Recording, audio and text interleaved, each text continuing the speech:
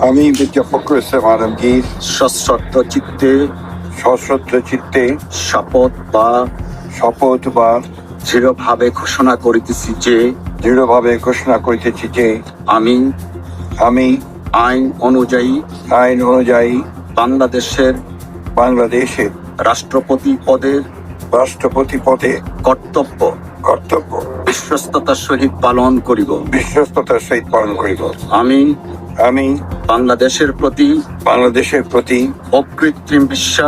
অকৃত্রিম বিশ্বাস ও আনুগত্য পোষণ করিব। আমি সংবিধানের রক্ষণ সমর্থন ও নিরাপত্তা বিধান করিব এবং আমি